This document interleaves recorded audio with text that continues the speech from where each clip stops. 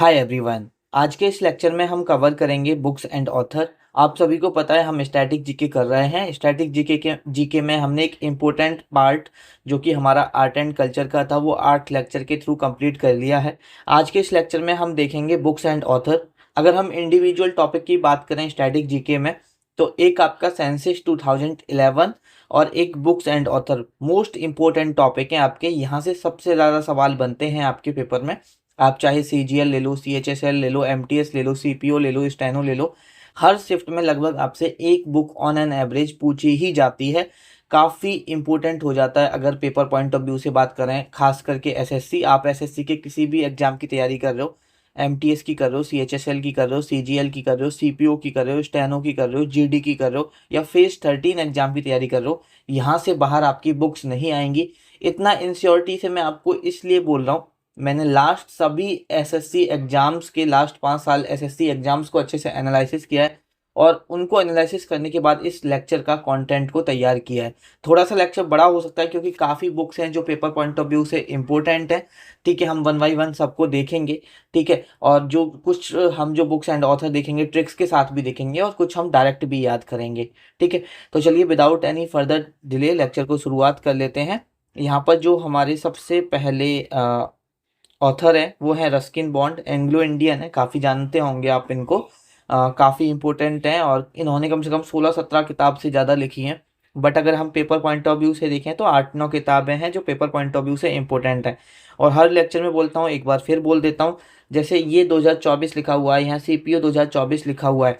देखो सबसे पहले तो अगर ब्लू अम्ब्रेला MTS में भी पूछी गई, CGL में भी पूछी गई, और मैं पहले वो MTS के पेपर एनालिसिस कर रहा था तो जब मैंने MTS लिख चुका है तो वहाँ पर मैंने CGL नहीं लिखा है।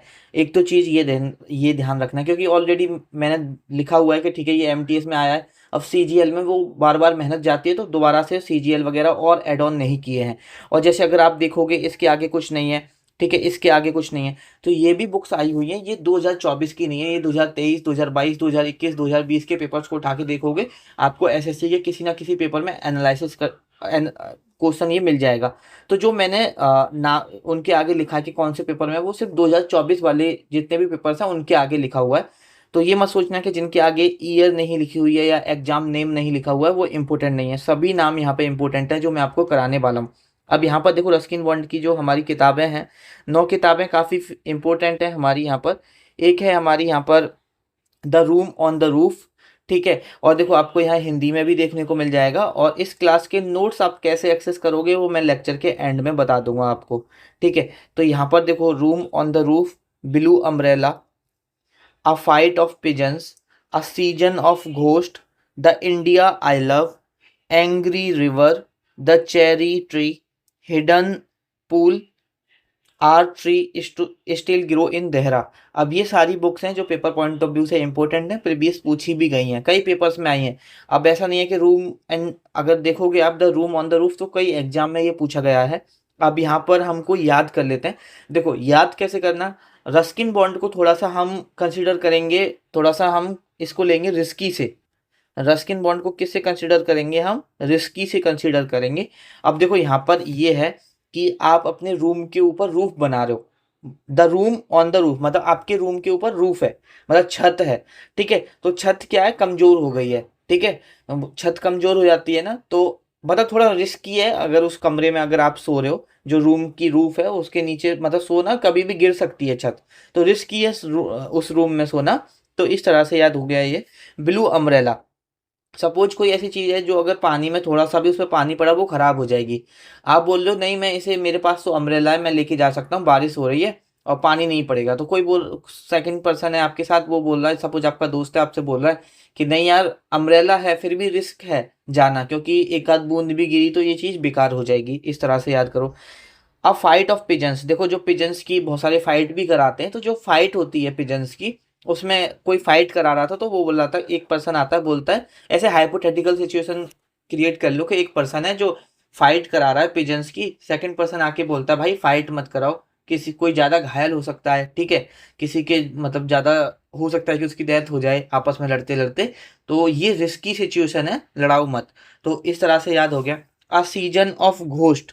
ठीक है, घोस्ट जैसे बहुत सारे लोग होते हैं जो घोस्ट घोस्ट वगैरह के बारे में, तांत्रिक विद्या वगैरह के बारे में पढ़ते हैं, तो बहुत सारे लोगों को बहुत डर लगता है कि यार ये सब चीज़ें से दूर ही रहो। ठीक है, घोस्ट वगैरह से दूर ही रहो। ठीक है, ये सारी चीज़ें सिचुएशन कैसी होती हैं, रिस्की होती हैं। तो रिस्की से रस्किन बॉन्ड याद कर लोगे, और घोस्ट से आ सीजन ऑफ घोस्ट किसने लिखा, रस्किन बॉन्ड, ऐसे आप यहाँ पर डायरेक्ट याद कर लोगे। उसके बाद द इंडिया आई लव, जो हमारा भारत है उसे अगर हम प्यार करेंगे तो उसमें कोई रिस्क वाली बात नहीं है। हाँ, अभी मैं पाकिस्तान के नारे लगाने लग जाऊं तो वो रिस्क है। ठीक है, मुझे जेल हो सकती है या कुछ भी हो सकता है मेरे साथ। बट अगर मैं अपने भारत को प्यार कर रहा हूँ तो यहाँ पर मेरा कोई रिस्क नहीं है। ठीक है, तो द इंडिया आई लव यहाँ पर इस तरह से याद हो गया। एंग्री रिवर, कोई एंग्री हो जाता है तो उसको ऐसा कोई अगर पर्सन एंग्री हो गया है तो इस तरह से याद करो कि वो एंग्री है भाई, उससे दूरी रहो। ठीक है, उसके पास जाना रिस्की हो सकता है कि वो तुम्हें ही पीट दे। ठीक है, जब कि कोई बंदा एंग्री होता है तो गुस्से में कुछ भी कर सकता है ना। तो इस तरह से आप यहाँ पर डायरेक्ट याद कर सकते हो। द चेरी ट्री, ट्री से चेरी को तोड़ना रिस्की है, इस तरह से याद कर लो। द हिडन पूल, देखो कोई भी चीज़ जैसे आपका जो वकील वगैरह होता है या जो एडवोकेट वगैरह होते हैं, अगर कुछ हो गया तो वो आपसे बोलता है ना कि भाई देखो तुम कुछ भी चीज़ हिडन मत रखो, सब बता दो। अगर तुम कुछ हिडन रखोगे तो ये आपके लिए ही भारी पड़ सकता है, रिस्की हो सकता है। तो उस तरह से आप डायरेक्ट यहाँ पे थोड़ा सा याद कर सकते हो। उसके बाद our tree still grow in Dehra. ठीक है, तो एक दो डायरेक्ट भी याद कर लो। तो इस तरह से आपको यहाँ पर सारे ये जो नाम है याद हो जाएंगे, और देखो जब ऑप्शन होगा पेपर में तो आराम से यहाँ पर याद हो जाएंगे। ठीक है, अब नेक्स्ट हम बात कर लेते हैं यहाँ पर अरुंधति रॉय के बारे में। अब देखो the God of small things, काफ़ी इंपॉर्टेंट बुक है, कई बार आपके पेपर में पूछी गई है। 2024 में MTS CHSL स्टेनो 3 पेपर में ये पूछी गई है, the God of small thing, Arundhati Roy. तो याद रखना। और बेसिकली ये इनका पहला नोवेल था और इनको बुकर प्राइज भी मिला था इस नोवेल के लिए, इसलिए और ये बुक ज़्यादा पूछी जाती है। इनको इस बुक के लिए, बुक नोवेल था बेसिकली इनका, ये बुकर प्राइज भी मिला था और इनका एक तरह से फर्स्ट नोवेल था। ठीक है, और the God of small things, the ministry of outmost happiness. ठीक है, walking with the comrades, capitalism a ghost story. ठीक है, तो देखो यहाँ भी घोस्ट है लेकिन उसके साथ आप कंफ्यूज मत करना, जो हम पीछे पढ़ के आ रहे हैं रस्किन बॉन्ड की। ठीक है, द सीजन ऑफ घोस्ट। ठीक है, यहाँ कैपिटलिज्म के बारे में बात की गई है। अब देख लेते हैं इनको याद कैसे करना है। देखो यहाँ पर आपको कैसे याद कर सकते हो, ऐसे याद करो कि एक अरुण नाम का लड़का है, एक अरुण नाम का लड़का है, वो छोटी छोटी चीज़ों में खुश रहता है, स्मॉल थिंग्स में खुश रहता है, उसे ज़्यादा मटेरियलिस्टिक व्यक्ति नहीं है अरुण, छोटी छोटी चीज़ों में खुश रहता है। वो कैपिटलिज्म में विश्वास नहीं करता। कैपिटलिज्म मतलब प्रॉपर्टी ले लो, ये ले लो, वो ले लो, वो उसे कोई मतलब नहीं है। छोटी छोटी चीज़ों में वो खुश रहता है, वो कैपिटलिज्म में विश्वास नहीं करता है। ठीक है, और कॉमरेड्स का मतलब होता है दोस्त, कॉमरेड्स का मतलब होता है दोस्त, और हमेशा दोस्तों को साथ देता है, हमेशा दोस्तों के साथ चलता है। ठीक है, तो अरुण स्मॉल थिंग्स में खुश रहता है, दोस्तों के साथ चलता है हमेशा, और कैपिटलिज्म में विश्वास नहीं करता। तो इस तरह से आप अरुंधति रॉय, ठीक है, की सारी किताबें, और भी इनकी किताबें हैं काफ़ी सारी, काफ़ी फेमस, काफ़ी इंपॉर्टेंट ऑथर हैं। बट यहाँ पर आपको 4 किताबें जो पेपर पॉइंट ऑफ व्यू से इंपॉर्टेंट है वो मैंने यहाँ पर आपको करा दी हैं। ठीक है, अब नेक्स्ट देख लेते हैं हम। नेक्स्ट है हमारा जयशंकर प्रसाद, और जयशंकर प्रसाद की जो हमारी बुक्स हैं, काफ़ी MTS में जयशंकर प्रसाद की इस बार काफ़ी बुक्स पूछी गई हैं। और अगर हम बुक्स की बात करें, बुक्स एंड ऑथर की, तो सबसे ज़्यादा जो किताबें पूछी गई 2024 में, MTS 2024 में काफ़ी किताबें पूछी गई हैं। तो अगर आप सिर्फ MTS paper point of view से तैयारी कर रहे हो तो ये तो फिर एक एक किताब याद कर लेना। और देखो यार CGL वगैरह भी कर रहे हो तो आपको सारा याद करना ही पड़ेगा। ठीक है, कंकाल इम्पोर्टेंट है, तितली इम्पोर्टेंट है, सारी ही किताब इम्पोर्टेंट है, लहर इम्पोर्टेंट है, ममता। ठीक है, इस पे एक मूवी भी बनी थी, ध्रुव स्वामी। उसके बाद है राजश्री, अजात शत्रु, स्कंदगुप्त, चंद्रगुप्त। तो देखो अजात शत्रु, स्कंदगुप्त, चंद्रगुप्त, तो ये डायरेक्ट याद कर लेना। ठीक है, जैसे शत्रु बताओ, चलो मुझे कमेंट करके बताओ अजात शत्रु किस डायनेस्टी से बिलोंग करता था, स्कंदगुप्त किस डायनेस्टी से बिलोंग करता था, और चंद्रगुप्त मौर्य बेसिकली ये एक प्ले है। ठीक है, चंद्रगुप्त मौर्य। ठीक है, ये सारे प्ले हैं जो नाम पे लिखा है, स्कंदगुप्त भी प्ले है यहाँ पर आपका, और अजातशत्रु भी प्ले है। तो ये सारे किसने लिखे हैं? जयशंकर प्रसाद ने लिखे हैं, और ये पेपर पॉइंट ऑफ व्यू से काफ़ी इंपॉर्टेंट है। और सारे आपको देखने को मिल जाएंगे, Haryanka dynasty, Magadh empire, Gupta dynasty के जो भी अगर नाम पर प्ले पूछा जाए तो वहाँ पर जयशंकर लगा देना, इस तरह से याद कर लो। और उसके बाद है यहाँ पर आपका कंकाल, कंकाल के बाद है तितली, तितली के अब हमें ये याद करने हैं यहाँ पर। तो देखो यहाँ पर आप ऐसे भी एसोसिएट कर सकते हो कि अगर कोई नाम से आ रहा है, जैसे ध्रुव स्वामी, देखिए ये सारे नाम है ना, अगर कोई जैसे नाम से कमी है, थोड़ा सा इस तरह से याद रख सकते हो। वैसे तो ऑप्शन होंगे तो आप कर ही लोगे।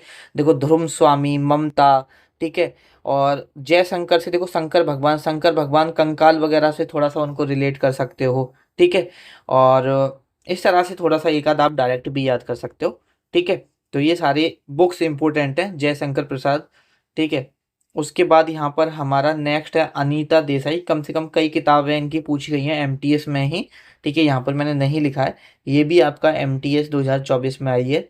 और आपकी इन कस्टडी ये भी 2024 में आई है एमटीएस के अंदर।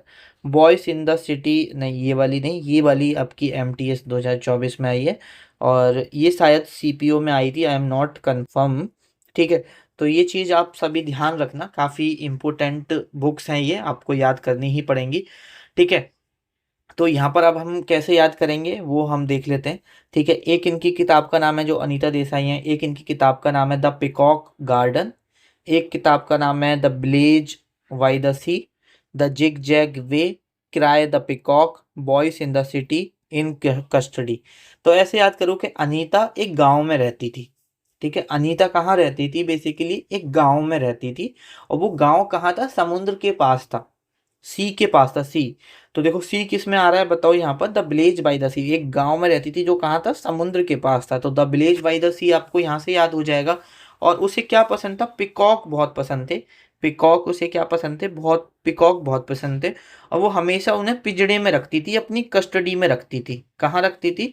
अपने कस्टडी में रखती थी। तो इस तरह से आप यहाँ पे याद कर सकते हो। और जो उसके गाँव का रास्ता था बहुत जिग जैग था, उसके गाँव के जो जाने का रास्ता था बहुत जिग जैग था। देखा होगा आप अगर गाँव फाँव जाओ तो गाँव वगैरह में आपका बहुत जिग जैग वगैरह आपका देखने को मिलेगा, ठीक है।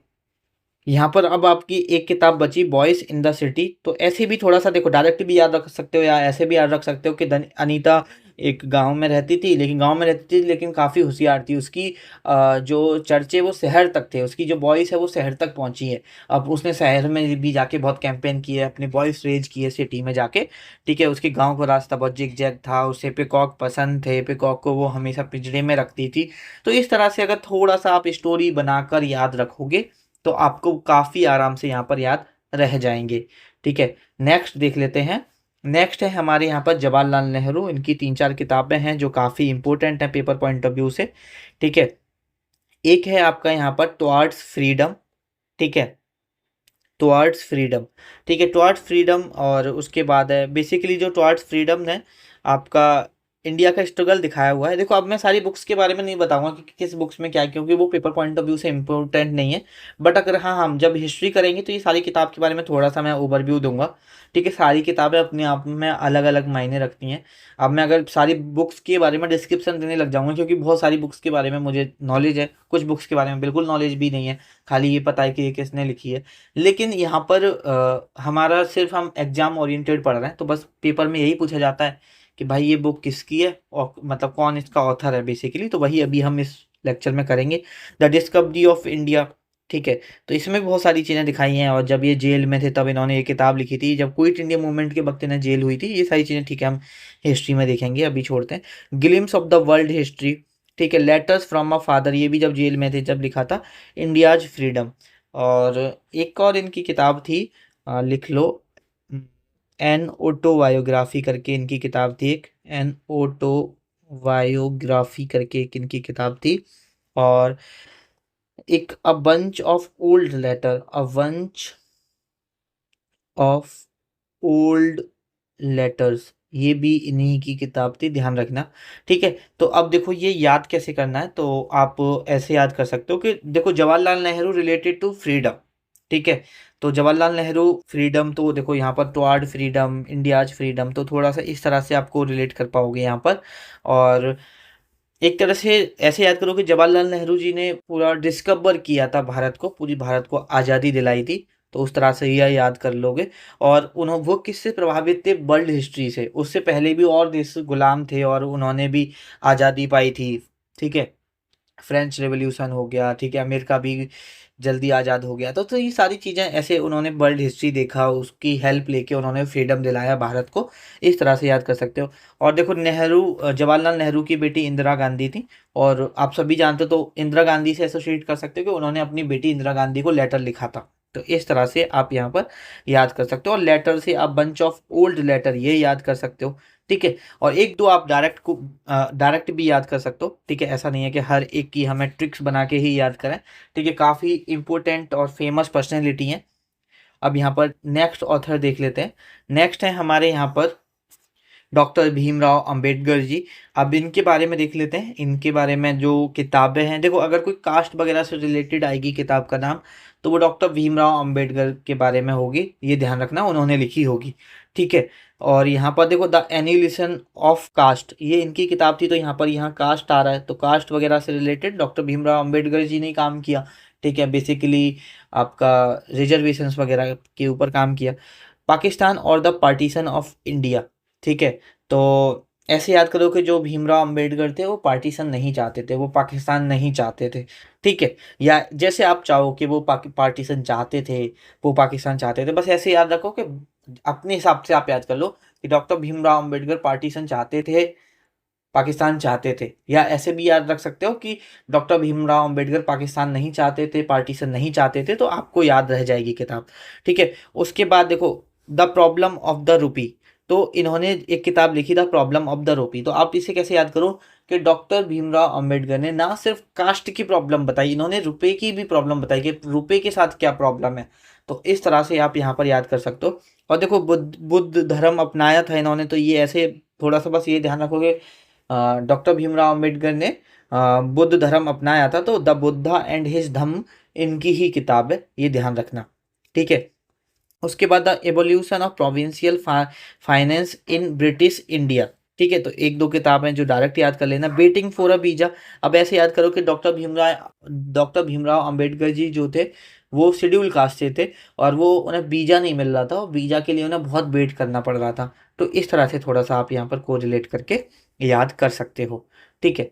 नेक्स्ट देख लेते हैं। नेक्स्ट है हमारे यहाँ पर रविंद्रनाथ टैगोर।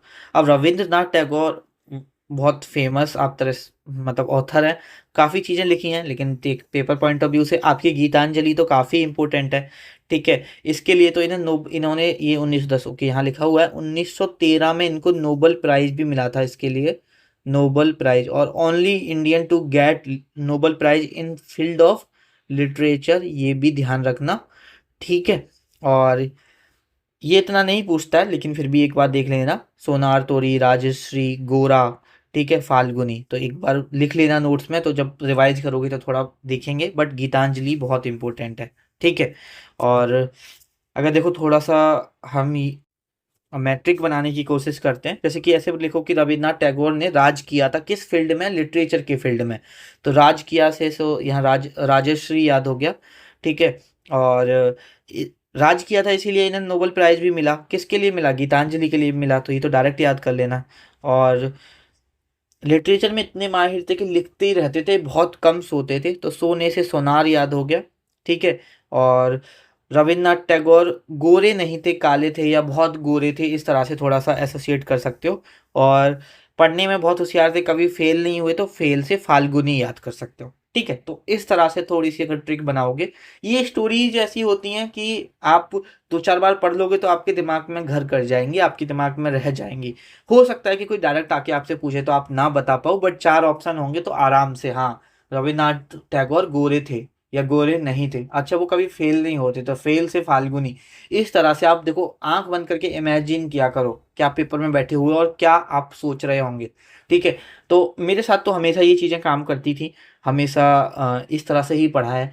और ठीक है, तो यहाँ पर आप भी और अपनी भी कोई ट्रिक बना सकते हो, ठीक है। इतना बड़ा कोई बहुत बड़ी बात नहीं है ट्रिक बनाना, ठीक है, बहुत आसान चीज़ें होती हैं, बस थोड़ा सा दिमाग लगाओ, आराम से बन जाती हैं। उसके बाद महात्मा गांधी जी की मोस्ट इम्पोर्टेंट किताब the story of my experiment with truth, ये ऑटोबायोग्राफी भी है महात्मा गांधी जी की। और कम से कम हर बार आप सीजीएल ले लो, एमटीएस ले लो, सीपीओ ले लो, मतलब 15 बार आ गई होगी किताब, इतनी इंपॉर्टेंट है the story of my experiment with truth. ठीक है, याद रखना। अब देखो यहाँ पर the Satyagraha in south Africa, south Africa कौन गए थे? गांधी जी गए थे। सत्याग्रह कौन करते थे? गांधी जी करते थे। तो बताओ ये याद करने की जरूरत है? नहीं, डायरेक्ट याद हो जाएगा। हिंद स्वराज, या इंग्लिश में या तो हिंद स्वराज नाम आएगा या यहाँ पर इंडियन होम रूल आएगा। अब इंडियन होम रूल से क्या मत लगा देना, बीजी तिलक या एनी बेसेंट मत लगा देना। ठीक है, अगर हम किताब की बात करते हैं तो किताब किसकी है? इंडियन होम रूल, हमारे महात्मा गांधी जी की। और यहाँ पर हिंद स्वराज भी इन्हीं की किताब है, मतलब सेम ही नाम है दोनों का।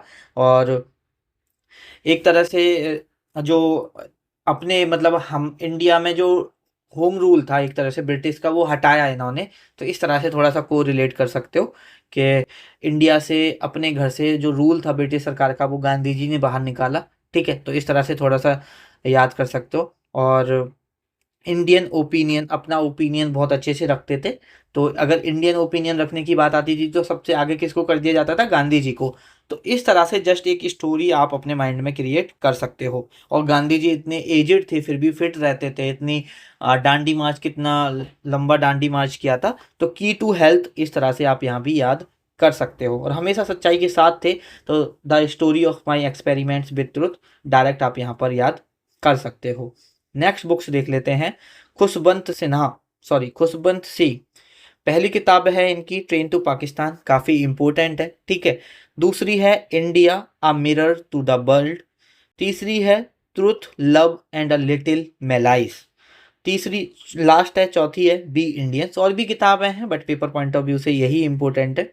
ठीक है, अब ऐसे याद करो कि अगर पाकिस्तान के लिए ट्रेन चल जाए भारत से, तो जो मुस्लिम्स हमारे इंडिया में रहते हैं, ठीक है, और वो अपने कुछ उनके अगर रिलेटिव्स वगैरह पाकिस्तान में हैं, या आप लोग भी जो नॉन मुस्लिम्स हैं, वो भी एक चाहते होंगे कि हम पाकिस्तान विजिट करें, कैसा है माहौल, कैसे लोग रहते हैं, क्या चीज़ें हैं। ठीक है, कहीं ना कहीं एक चीज़ें होती है ना कि है तो हमारा ही कंट्री का पार्ट, तो एक लगता है कि चलो देख के आते हैं कैसा है। तो मतलब अगर ट्रेन पाकिस्तान के लिए चल जाए तो हम भी पाकिस्तान विजिट कर सकते हैं। ठीक है, और कभी सोचो, कभी वो कल्पना करो कि कभी सोचा करो उस चीज़ के बारे में कि अगर कुछ टेररिज्म होता ही नहीं, बस अलग हो गए और बिल्कुल आना जाना होता, तो सारी चीज़ें सब बहुत सही होती।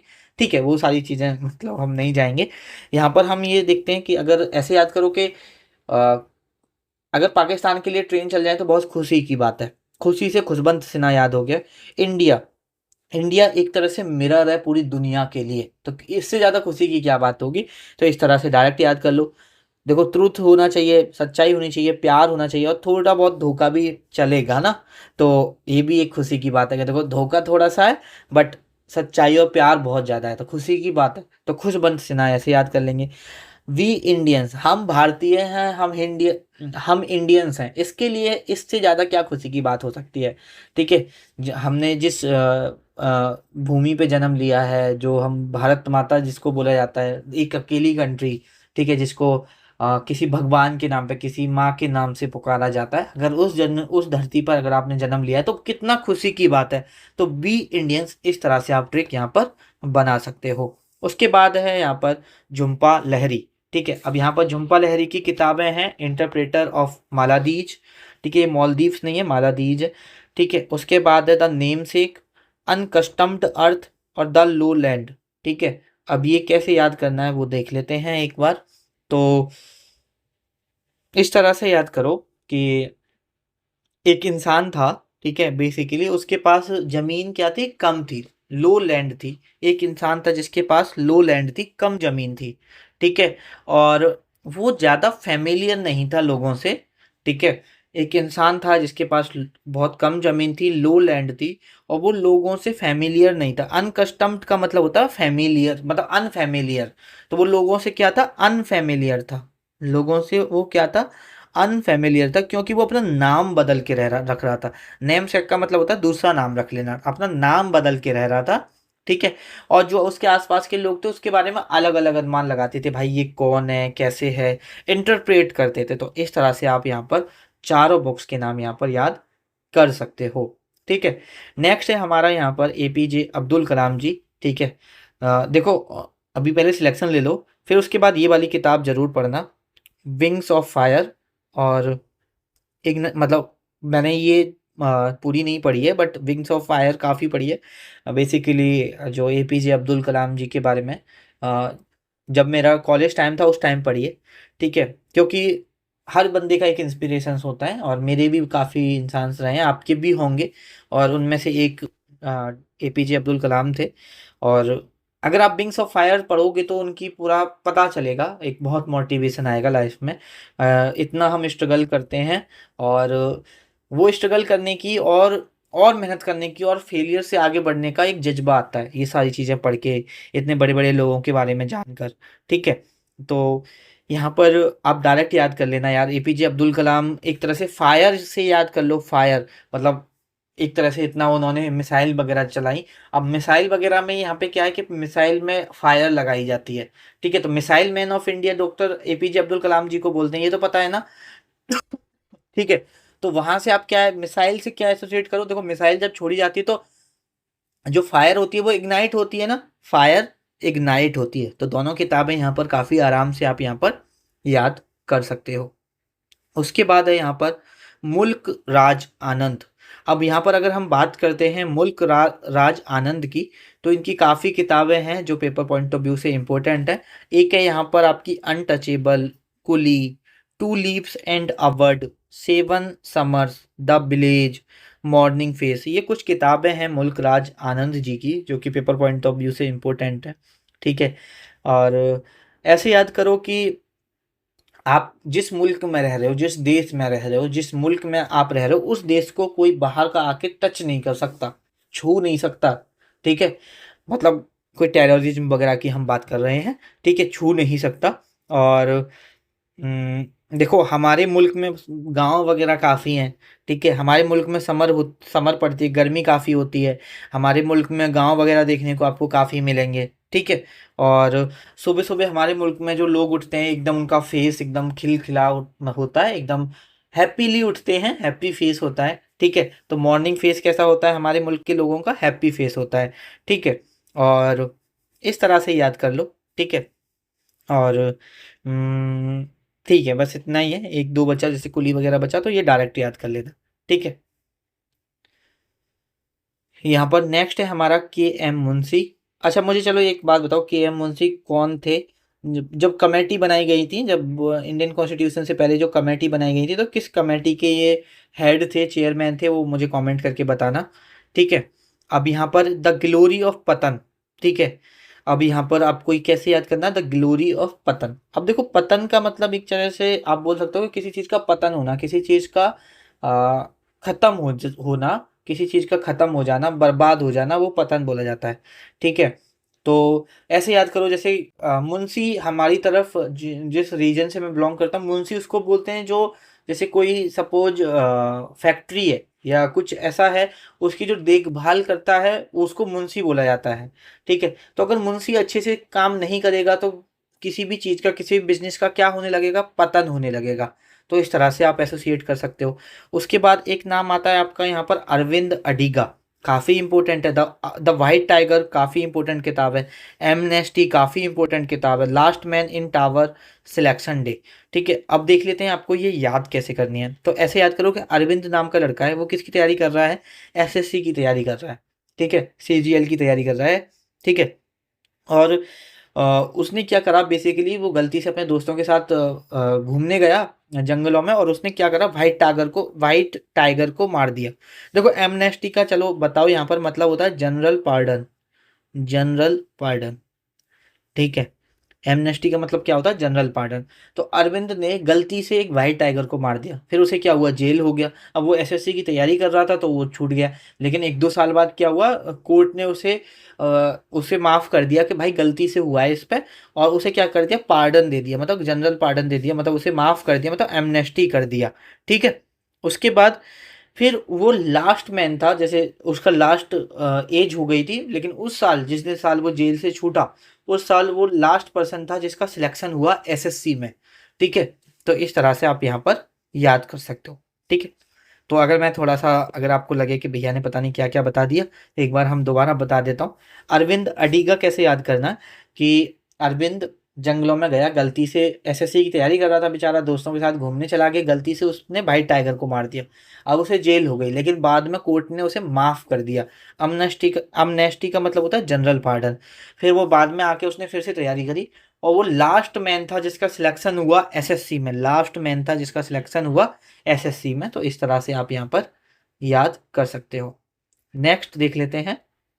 नेक्स्ट है हमारे यहाँ पर दादा भाई नौरोजी। ठीक है, दादा भाई नौरोजी की और भी काफ़ी किताबें हैं। ठीक है, लेकिन अगर जो मैंने देखा है पेपर में सबसे ज़्यादा, कम से कम 15-20 बार ये किताब पूछी गई होगी, poverty and un British rule in India. दादा भाई नौरोजी काफ़ी इंपॉर्टेंट फेमस पर्सनैलिटी हैं। जब हम हिस्ट्री कवर करेंगे तो अच्छे से इनके बारे में पढ़ेंगे, और अगर आपने पढ़ रखा होगा तो आप जानते होंगे। Poverty and un British rule in India. ठीक है, तो ऐसे याद करो कि देखो, जो हमारे दादा परदादा थे वो गरीब ही हुआ करते थे ना, और उसी टाइम ब्रिटिश रूल था। दादा, अब हमने तो ब्रिटिश रूल देखा नहीं, हमने तो जस्ट किताबों में पढ़ा है। तो जो हमारे दादा हैं, दादा के दादा को हमारी तरफ बोला जाता है परदादा हैं। ठीक है, वो गरीब भी हुआ करते थे और उस वक्त ब्रिटिश रूल भी था। तो डायरेक्ट ऐसे याद कर लो, काफ़ी आसान है याद करना। उसके बाद है अमिताभ घोष। अब आपको ये अमिताभ घोष की कुछ किताबें हैं जो याद करनी है, जैसे कि the shadow lines, the glass palace, the hungry tide, और एक है आपकी sea of poppies, sea of poppies. अब यहाँ पर बताओ कैसे हम यहाँ इनको याद कर सकते हैं। तो देखो, अमिताभ घोष को अमिताभ बच्चन से थोड़ा सा कंसिडर कर लो। अमिताभ घोष को अमिताभ बच्चन से आप यहाँ पर कंसिडर कर सकते हो, अमिताभ बच्चन से कंसिडर कर सकते हो। अब यहाँ पर कैसे याद करो कि अमिताभ बच्चन जो हैं, आ, वो काफ़ी लंबे हैं। ठीक है, तो उनकी शैडो भी काफ़ी लंबी बनती होगी। उनकी हाइट लंबी है तो शैडो भी उनकी लंबी बनती होगी। तो शैडो लंबी बनती है, और लंबी लंबा कौन है? अमिताभ। अमिताभ से अमिताभ घोष। ठीक है, और भाई एक्ट मतलब काफ़ी बड़े एक्टर हैं। उनका घर एकदम आलीशान घर बना हुआ है। किसका बना हुआ है? उनका जो पैलेस है किसका बना हुआ है? ग्लास का, कांच का बना हुआ है। ठीक है, तो इस तरह से याद कर सकते हो। ठीक है, और यहाँ पर, और जो घर है उनका कहाँ है? समुद्र के पास में है। कहाँ पर है उनका घर? समुद्र के पास में है। और हम्म, हमेशा मतलब एक्टिंग सीखने के लिए हंगरी रहते हैं। अभी भी देखो, अगर आप उनकी एक मूवी आई है, मतलब शो तो होस्ट करते ही हैं, केबीसी अभी होस्ट कर रहे थे। और केबीसी में अभी जो, चलो ठीक है वो सारी चीज़ें छोड़ो। यहाँ पर क्या बात कर रहे थे हम? ठीक है, तो मतलब हमेशा भूखे रहते हैं एक्टिंग के। अभी उनकी मूवी भी आई थी, काफ़ी जो चली है।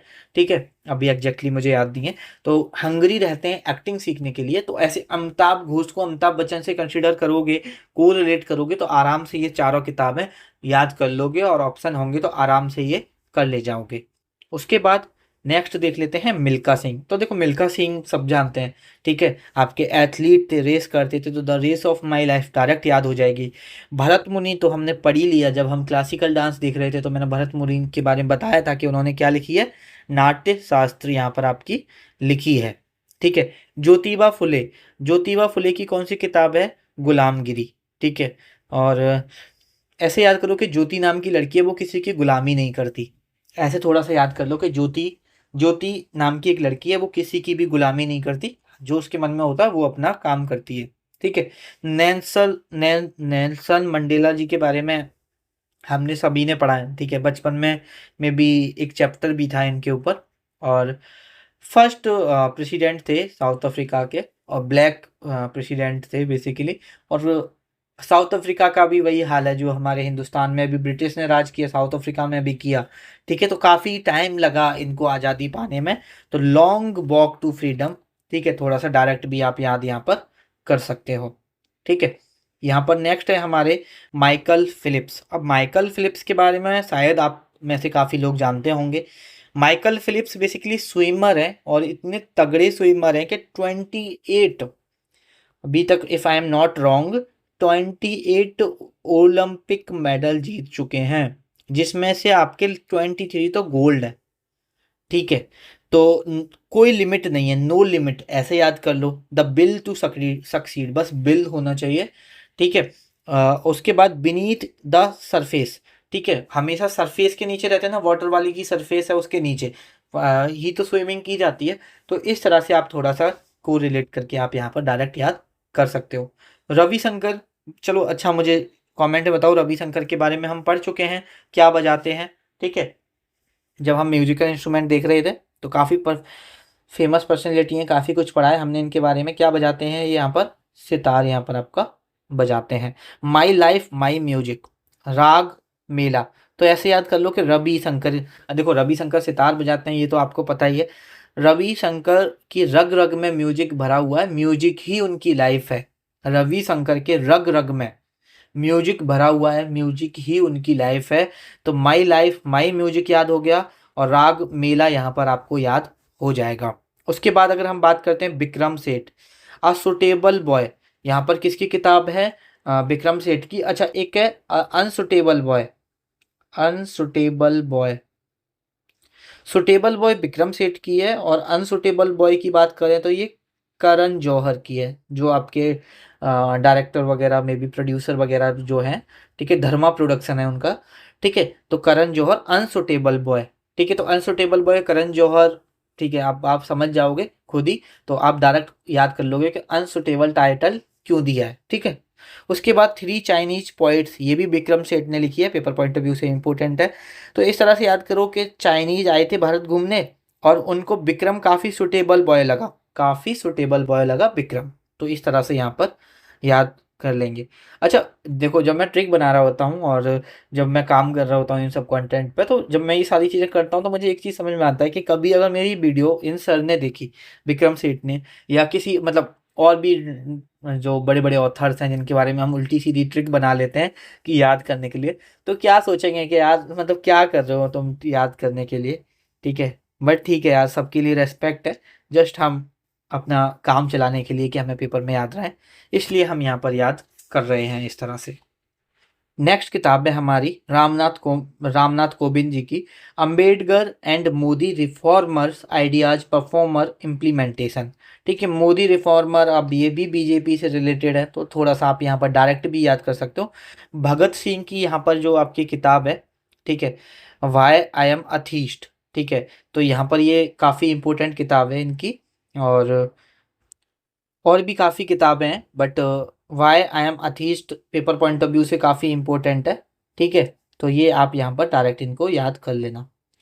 उसके बाद है सानिया नेहवाल, सानिया नेहवाल की किताब है एक, प्लेइंग टू विन, ये काफ़ी इंपॉर्टेंट है, ठीक है। और my life and on and sorry my life on end of court, ठीक है। अभी मैं काफ़ी रात में रिकॉर्ड कर रहा हूँ तो बोलना कुछ चाहता हूँ और निकल कुछ जाता है, तो थोड़ा माफ़ कर देना, क्योंकि यार दिन में जितना टाइम मिलता है, मतलब जॉब है तो शाम को ही टाइम मिलता है, 7-8 बजे के बाद वो 3-4 4-5 घंटे चले जाते हैं उसमें कंटेंट तैयार करने में, तो काफ़ी लेट हो जाता है लेक्चर रिकॉर्ड करना। और ठीक है फिर भी चलता है। यहाँ पर सानिया नेहवाल, देखो अब मेरी जो मेहनत है भाई, वो मैं अपना बेस्ट दे रहा हूँ, बहुत मेहनत की है। अब आपका काम है आगे इस मेहनत को सफल करना, आपका काम है ये जितना करा रहा हूँ वो इतना याद करना। और ये मत सोचना कि ये बहुत कंटेंट है, अगर आपको यार सिलेक्शन लेना है ना तो इतना आपको करना ही पड़ेगा, ठीक है। सानिया नेहवाल की किताब है प्लेइंग टू विन, और एक किताब का नाम है my life on end of court. अब ये कैसे याद करना है, ठीक है। ये थोड़ा सा डायरेक्ट भी याद कर सकते हो कि Sania Nehwal playing to win, खेलने के लिए, और उनकी लाइफ कोर्ट में, कोर्ट में समझ रहे हो जहाँ पे वो अपना खेलती हैं वहाँ पर, और वहाँ से बाहर, ठीक है। तो ये उनकी दो किताबें हैं, ये डायरेक्ट याद कर लेना। उसके बाद लाल कृष्ण अडवाणी जी की दो किताबें हैं, my country my life, a prisoners scrap book, ठीक है। My country my life, a prisoner scrap book, ठीक है। तो ये भी डायरेक्ट याद रख लो।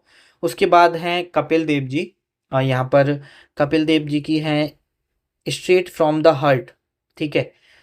और एक है क्रिकेट माई स्टाइल, ठीक है। कपिल देव के बारे में सभी जानते होंगे, ठीक है, इनकी ही मौजूदगी में हमने फर्स्ट वर्ल्ड कप भी जीता।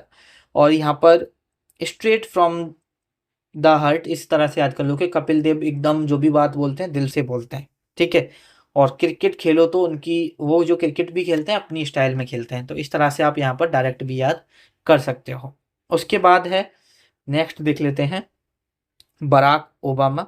बराक ओबामा की किताब है ड्रीम्स फ्रॉम माई फादर, काफ़ी इंपॉर्टेंट है, पेपर पॉइंट ऑफ व्यू से याद कर लेना। और इनकी वाइफ है एक मिशेल ओबामा, उनकी भी एक किताब है जो काफ़ी पूछी जाती है, उन्होंने एक किताब तो और भी लिखी है, मिशेल ओबामा। ठीक है, इनकी एक किताब का नाम है बिकमिंग, जो कि पेपर में एसएससी में 3-4 बार तो पूछी गई होगी, बिकमिंग, तो ये याद कर लेना। और यहाँ पर सचिन तेंदुलकर की है प्लेइंग इट माई वे। ठीक है, तो सचिन तेंदुलकर की ये काफ़ी फेमस बुक भी है इनकी, तो आप जानते ही होंगे। ठीक है, उसके बाद है यहाँ पर मुंशी प्रेमचंद। तो मुंशी प्रेमचंद की यहाँ पर है गोदान, और भी काफ़ी हैं, लेकिन वो मैंने देखा है कि पेपर पॉइंट ऑफ व्यू से उतनी पूछी नहीं जाती हैं। ठीक है, तो यहाँ पर गोदान आप यहाँ पर डायरेक्ट याद कर लेना। उसके बाद नेक्स्ट है आपकी कल्हान।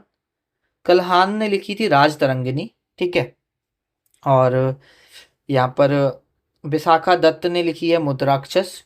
और भी देखो, अगर हम एंशियंट हिस्ट्री की किताबें हैं, एंशियंट हिस्ट्री पढ़ोगे, जब मैं आपको एंशियंट हिस्ट्री पढ़ाऊंगा तो ये सारी किताबें पढ़ाऊंगा, लेकिन अब जब हम किताबें पढ़ रहे हैं तो चलो मैं आपको कुछ और किताबें भी करा देता हूँ। ठीक है, देखते हैं कोई स्लाइड खाली हो तो। ठीक है, स्लाइड तो नहीं है। अ, एक सेकेंड, आप, मैं यहाँ लिखते जाता हूँ। ठीक है, थोड़ा हिंदी वालों को दिक्कत आ सकती है, बट थोड़ा सा कॉम्प्रोमाइज़ कर लेना। सबसे ज़्यादा इम्पोर्टेंट है हमारे कालिदास, कालिदास जी की देख लेते हैं। देखो, एक थी उनकी अभिज्ञान शकुंतलम, अभिज्ञान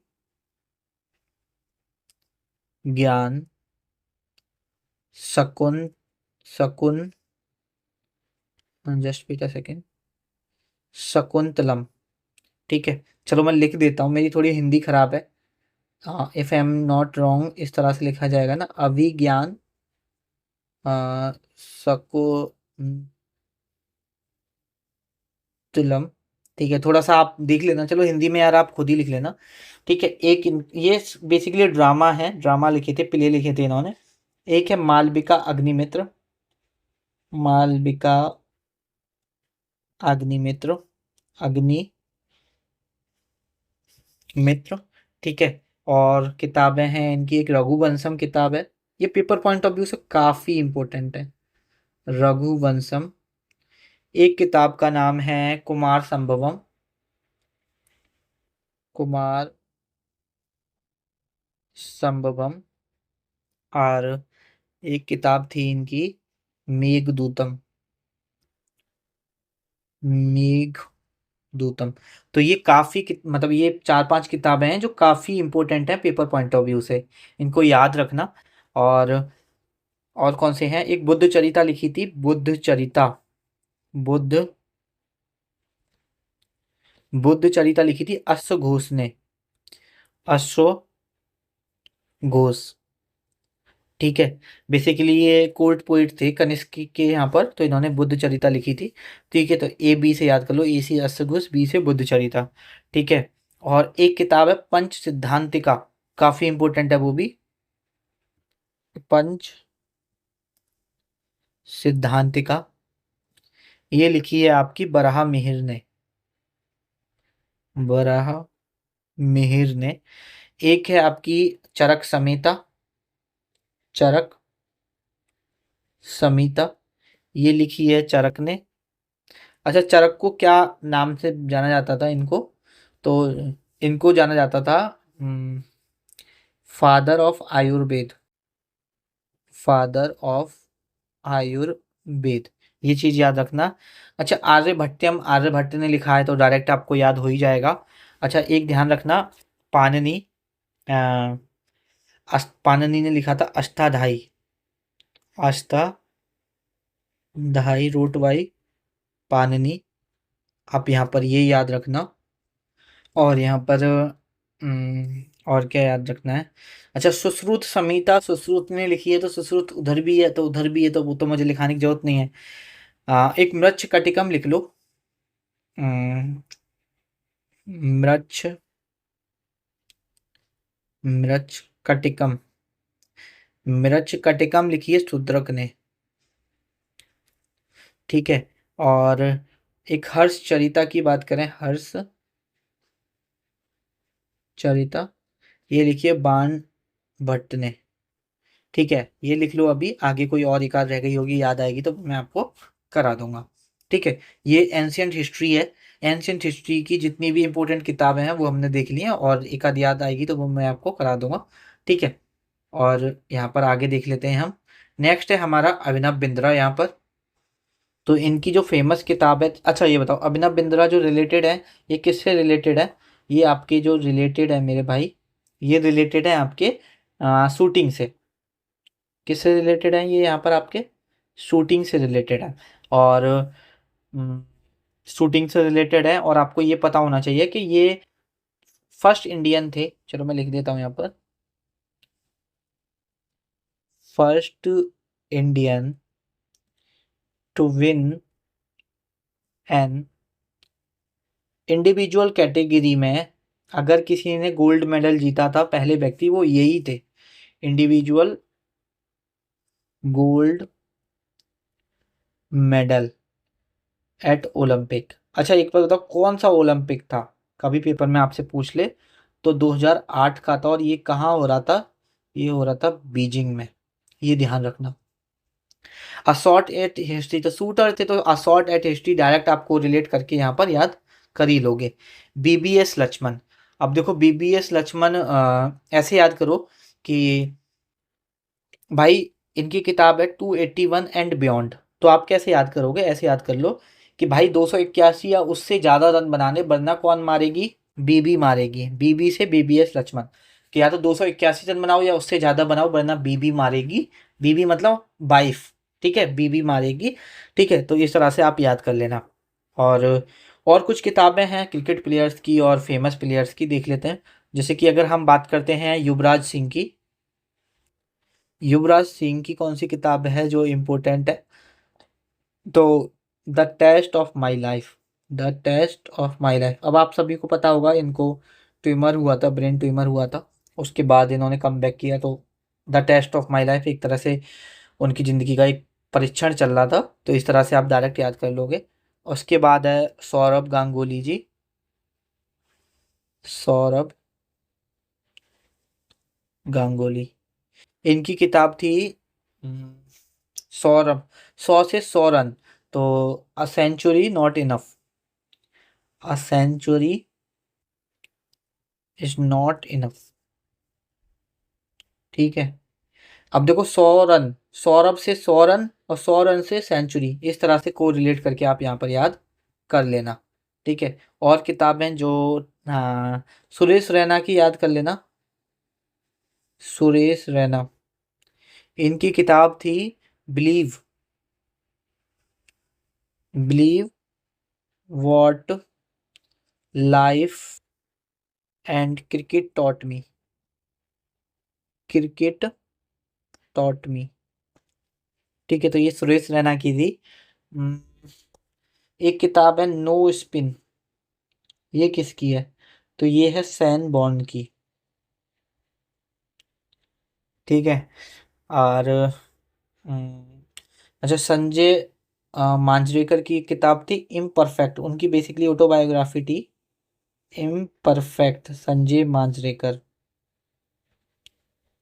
स- ये सारे क्रिकेटर हैं, तो ये ध्यान रखना, संजय मांजरेकर।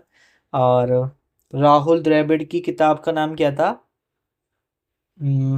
राहुल द्रविड़ की किताब का नाम था the nice guy, the nice guy who finished first, who finished first, the nice guy who finished first. ये किसकी थी? राहुल द्रविड़ जी की, राहुल द्रविड़ की। और अनिल कुंबले, अनिल कुंबले की किताब थी वाइड एंगल, वाइड एंगल। तो ये सारी किताबें हैं जो याद रखना काफ़ी इंपॉर्टेंट है पेपर पॉइंट ऑफ व्यू से। ठीक है, और और कोई रह गई या सारे हो गए? अच्छा, जैसे ये तो सारे क्रिकेटर हो गए। एक जैसे मेजर ध्यानचंद जी के बारे में तो सब जानते होंगे, मेजर ध्यानचंद। कौन थे बताओ? हॉकी प्लेयर थे, मैजिशियन बोले जाते हैं हॉकी के। ठीक है, जादूगर। ठीक है, इनकी किताब थी गूल। ठीक है, ये ध्यान रखना। और मैरी कॉम, मैरी कॉम की कौन सी है? मैरी कॉम की है अनब्रेकेबल। ठीक है, ये काफ़ी इंपॉर्टेंट किताबें हैं। ठीक है, ध्यान रखना ये सारी चीज़ें। और ठीक है, अभी और एक आध याद आएगी तो मैं आपको करा दूंगा। नेक्स्ट देख लेते हैं। नेक्स्ट है अन्ना चंडी। ठीक है, अन्ना चंडी के बारे में जानते हो कौन थी ये? देखो, इनकी किताब तो याद रखनी रखनी है, इनके बारे में भी याद रखना। ये फर्स्ट फीमेल जज थी हाई कोर्ट की। फर्स्ट फीमेल जज ऑफ हाई कोर्ट, ये चीज ध्यान रखना। ठीक है, अन्ना चंडी आत्मकथा, तो ए से अन्ना चंडी और ए से आत्मकथा, इस तरह से याद कर लो। ठीक है, उसके बाद है Aurobindo Ghosh, the life divine. और इनकी एक किताब थी sorry, Savitri a legend and a symbol. अब ये कैसे याद करना है वो देख लेते हैं। तो ऐसे याद करो कि सावित्री औरों पर ध्यान मत दो, सावित्री औरों पर ध्यान मत दो, अपनी लाइफ को डिवाइन बनाने पर ध्यान दो। सावित्री औरों की लाइफ पर ध्यान मत दो, अपनी लाइफ को डिवाइन बनाओ, अपनी लाइफ को अच्छा बनाओ। ठीक है, इस तरह से याद कर लो। जेम्स मिल दो तीन बार पूछी गई है। हिस्ट्री ऑफ ब्रिटिश इंडिया करके इनकी किताब है, पेपर पॉइंट ऑफ व्यू से यहाँ पर काफ़ी इंपॉर्टेंट हो जाती है, ध्यान रखना ये बात। ठीक है, और नेक्स्ट किताबें देख लेते हैं। ठीक है, नेक्स्ट फ्रीडम फाइटर्स। ठीक है, यहाँ पर देखो कुछ किताबें हैं जो अब हम फ्रीडम फाइटर्स के बारे में, कुछ उनकी जो किताबें हैं वो हम यहाँ पर देखेंगे। जैसे यहाँ पर बीजी तिलक के बारे में देखते हैं। तो चलो बताओ, अगर आपको याद है तो रिकॉल करो कि कौन कौन सी किताबें याद है, फिर मैं आपको तो कराऊंगा ही यहाँ पर। बीजी तिलक की एक किताब थी केसरी, जो कि पेपर पॉइंट ऑफ व्यू से काफ़ी इंपॉर्टेंट है। द मराठा। ठीक है, और केसरी है, द मराठा है, एक गीता रहस्य, ये भी इम्पोर्टेंट है। ठीक है, एक इनकी किताब है द ओरियन करके। ठीक है, एक है ओरियन करके है, गीता रहस्य हो गई, द मराठा हो गया। Arctic home in Vedas, Arctic home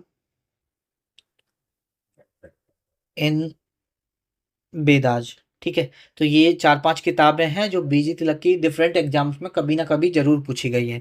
ठीक है, और यहाँ पर मौलाना अबुल कलाम आज़ाद। अच्छा, एक चीज ध्यान रखना, मौलाना अबुल कलाम आज़ाद को जब मैंने पढ़ना शुरू किया था हिस्ट्री, तो मैं समझता था कि ये और एपीजे अब्दुल कलाम एक ही पर्सन है, लेकिन जब बाद में पढ़ा तो समझ में आया कि दोनों अलग अलग हैं।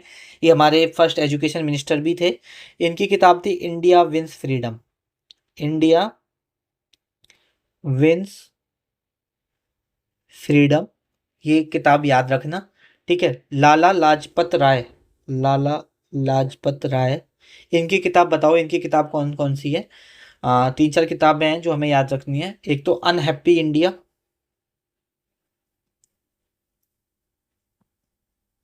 अनहैप्पी इंडिया एक इनकी किताब है। और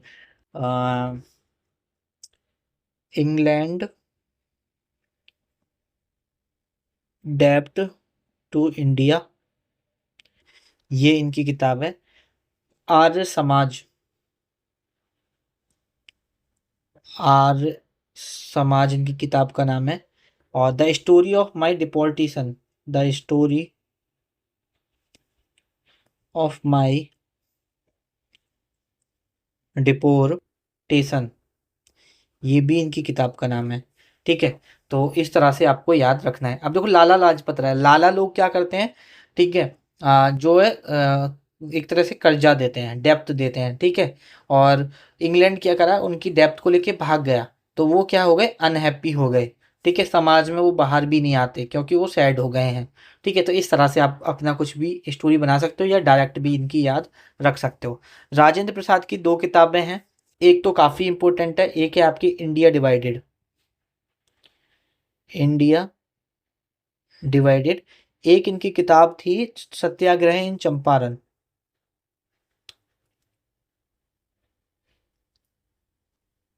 सत्याग्रह इन चंपारण। तो ये 2 किताबें हैं राजेंद्र प्रसाद जी की, ये याद रखना, ठीक है। उसके बाद अगर हम नेक्स्ट देखते हैं सुरेंद्र नाथ बनर्जी, ठीक है। तो यहाँ पर अगर सुरेंद्र नाथ बनर्जी की एक किताब है अ नेशन इन मेकिंग, एक ही किताब है, याद रख लेना, a nation in making, a nation in making. उसके बाद है वीर सावरकर, तो वीर सावरकर की 2 किताब लिख लो, ठीक है। एक थी the India war of independence, the India war of independence, जो आपका 1857 का रिवॉल्ट हुआ था उसको बोला था इन्होंने, the India war of independence, ठीक है। एक इनकी किताब थी हिंदुत्व, हु इज हिंदू, ठीक है।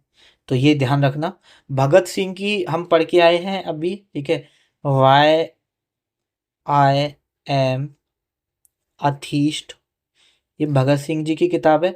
उसके बाद है गोपाल कृष्ण गोखले, तो यहाँ पर गोपाल कृष्ण गोखले की किताब थी नेशन करके है एक किताब, नेशन, नेशन इन मेकिंग है, सुरेंद्र नाथ बनर्जी की, ध्यान रखना, ठीक है। उसके बाद दीन बंधु मित्र, इनकी थी ये किताब नील दर्पण, नील दर्पण, ये यहाँ पर इनकी किताब के बारे में ध्यान रखना। एनी बेसेंट की 2 किताबें हैं, एक किताब काफ़ी इंपॉर्टेंट है, जैसे अगर ये बात करूँ मैं न्यू इंडिया, ये काफ़ी इंपॉर्टेंट है, और एक और है न्यू इंडिया, एक थी इनकी my path to atheism, atheism, जी पेपर पॉइंट ऑफ व्यू से इंपॉर्टेंट नहीं है लेकिन ये बहुत इंपॉर्टेंट है, ठीक है। उसके बाद सुभाष चंद्र बोस जी की बताओ, सुभाष चंद्र बोस की यहाँ पर कौन सी इंपॉर्टेंट किताब है, ठीक है।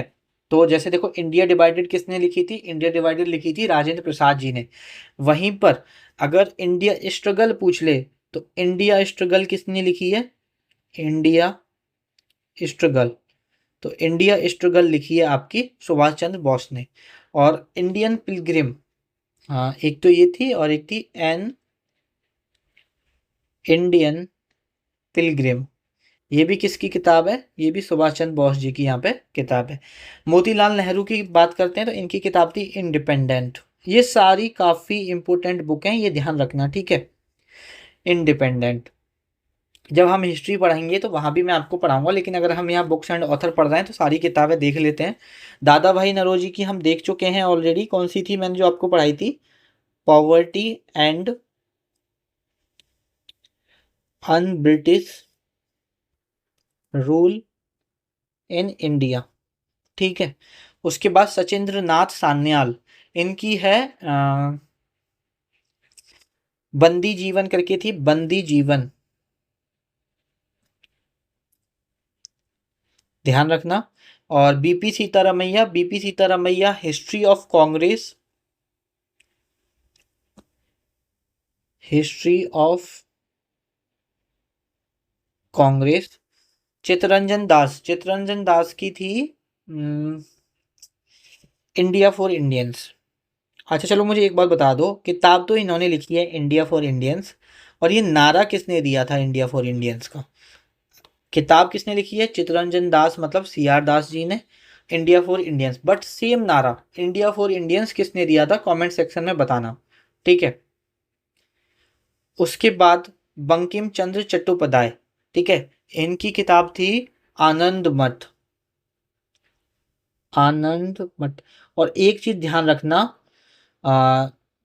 जो आपका नेशनल सॉन्ग है, ठीक है, वंदे मातरम, वो जो आपका नेशनल सॉन्ग है ना, वो इसी नोवेल से लिया गया है, ये पेपर में पूछता है, ये चीज़ ध्यान रखना, ठीक है।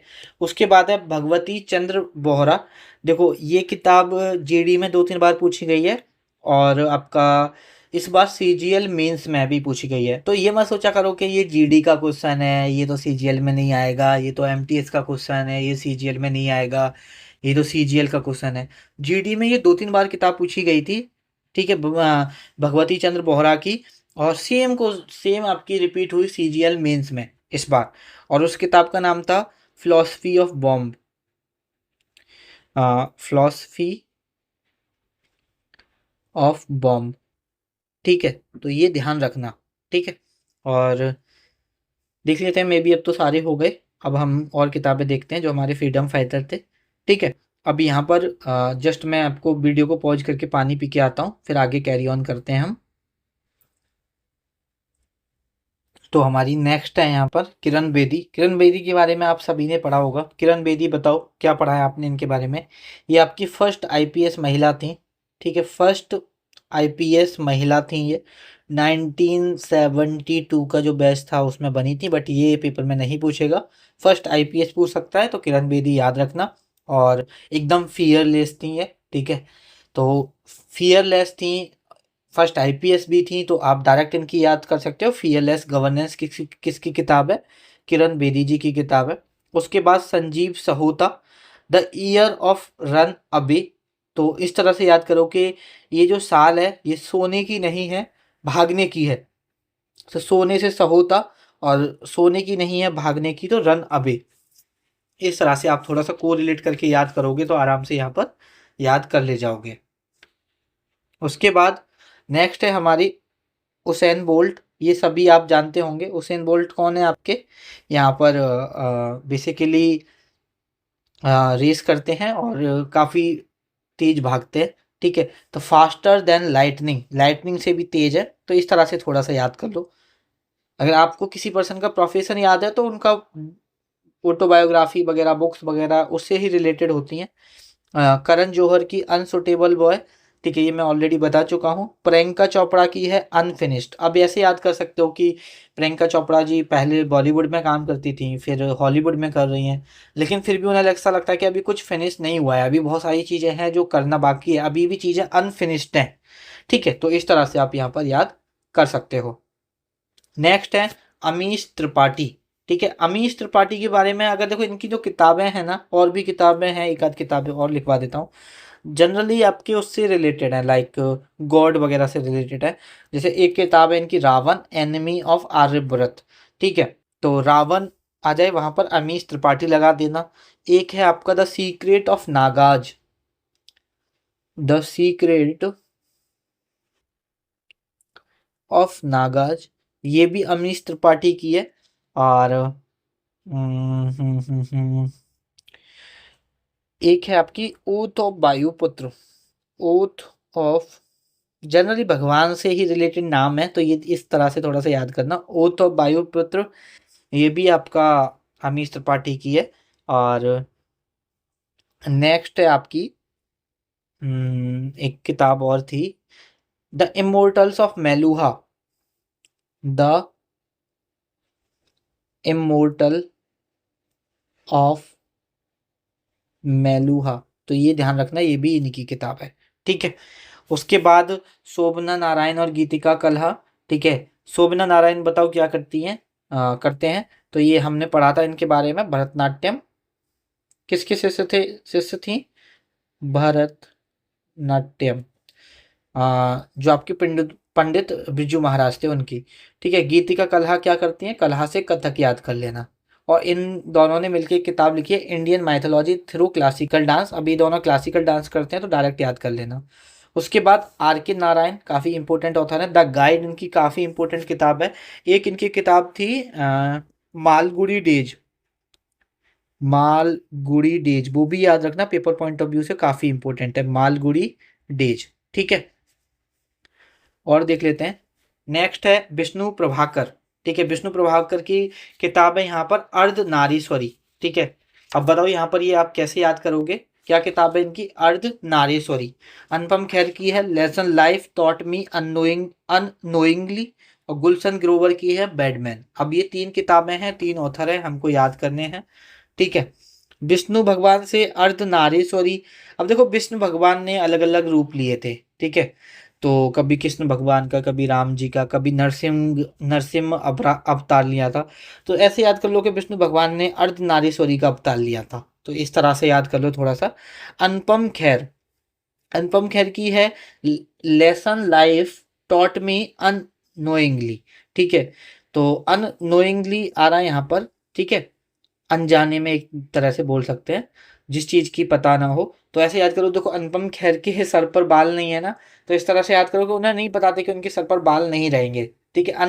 उनके बाल चले गए, उन्हें पता भी नहीं चला, अननोइंगली, इस तरह से याद करो।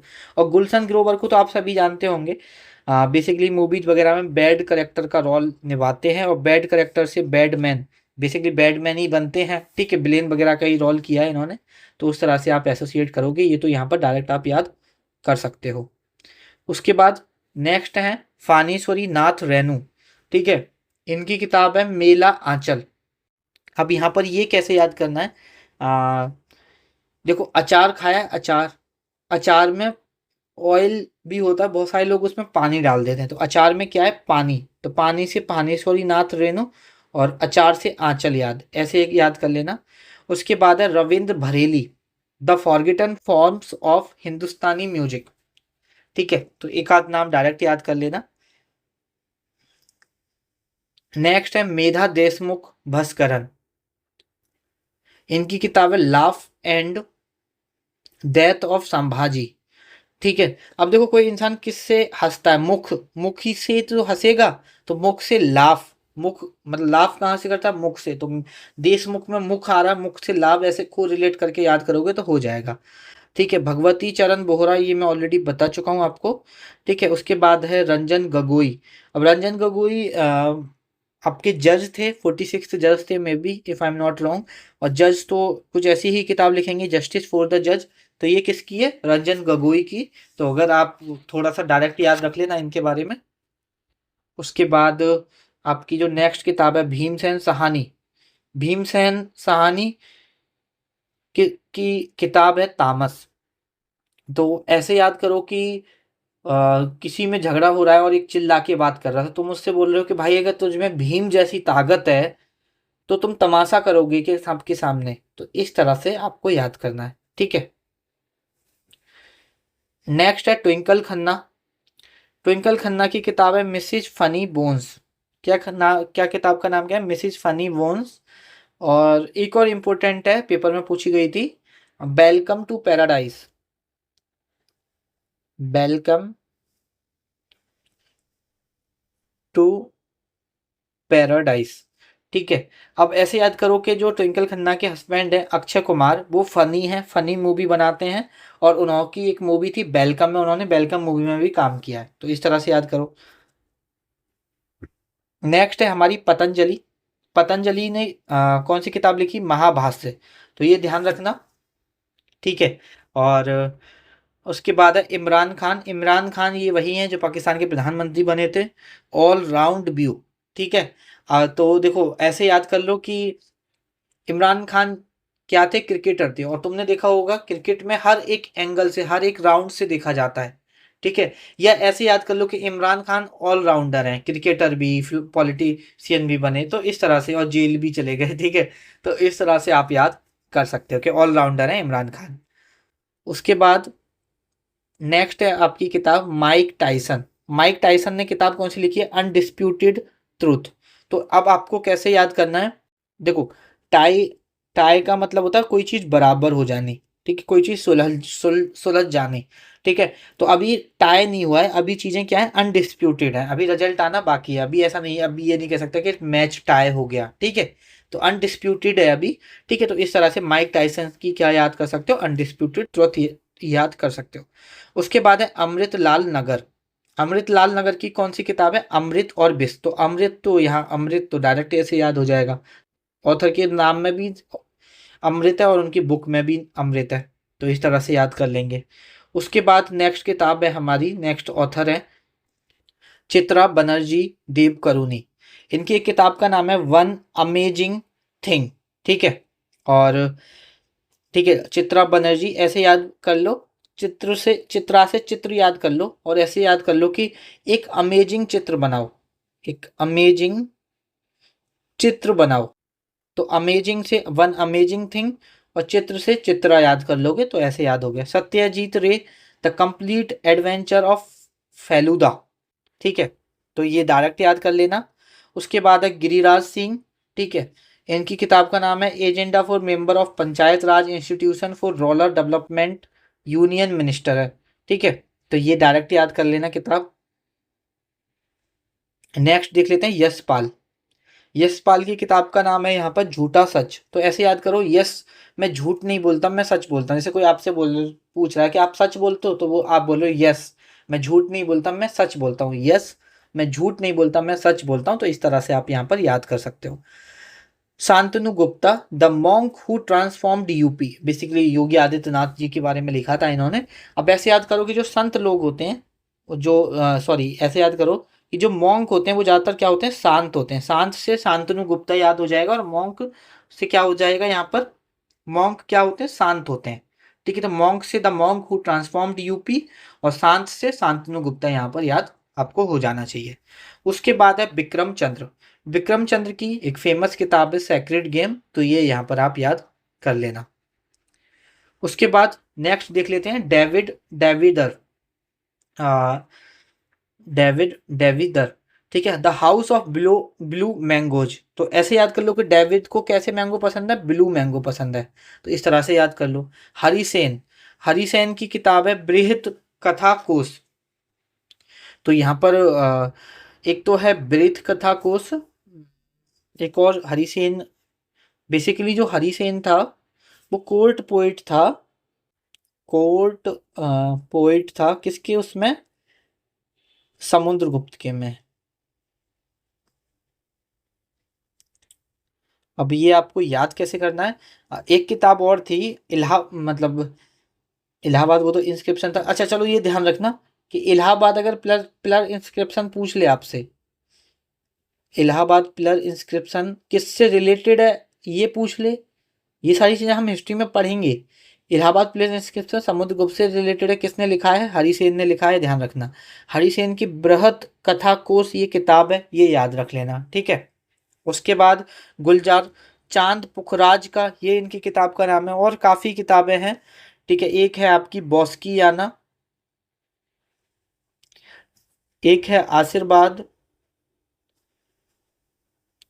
एक है आपकी यहाँ पर खामोशी, एक है मेरे अपने, काफ़ी हैं, ठीक है। ये दो चार याद रख लेना, ठीक है। एक परिचय भी देख लो। नेक्स्ट देख लेते हैं। अब देखो यहाँ पर मैंने आपको एंशियंट इंडिया के करा दिए, मॉडर्न इंडिया में हमने फ्रीडम फाइटर्स की जो किताब थी वो लिखा दी। अब कुछ देख लेते हैं मीडिएवल इंडिया की जो किताबें पेपर में पूछी जाती हैं। जैसे नसरुद्दीन ख्वाबाचा ने लिखी थी एक किताब का नाम था चचनामा। चचनामा, ठीक है। तो पेपर पॉइंट ऑफ व्यू से काफ़ी इंपॉर्टेंट है, कई बार पूछी गई है। मिन्हास उस सिराज ने लिखा थी तबाकत नसीरी।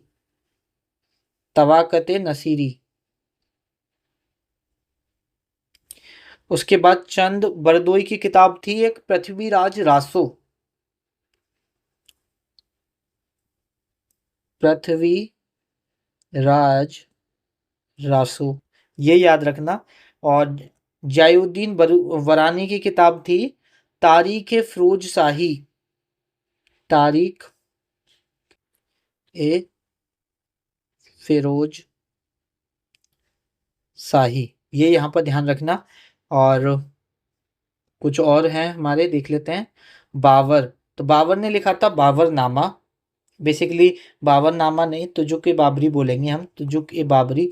अब मुझे बताओ इसको, बाबरनामा तुजुक ए बाबरी, इसे पर्शियन लैंग्वेज में चेंज किया था जिसका नाम था बाबरनामा, वो किसने किया था, वो मुझे कमेंट करके बताना।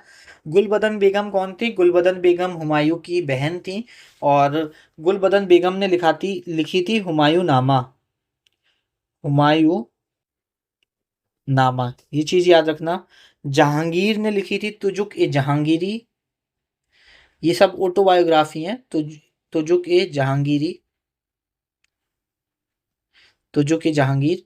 अबुल फजल ने लिखी थी बेसिकली अकबरनामा, जिसको हम एन ए अकबरी भी बोलते हैं, अकबरनामा।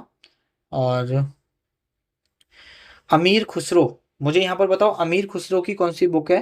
तो यहाँ पर जो अमीर खुसरो ने लिखी है, एक तो लिखी थी तुगलकनामा, तुगलकनामा, ठीक है। एक और थी जो पेपर में, कई अजीब सा नाम है उसका, खाजियान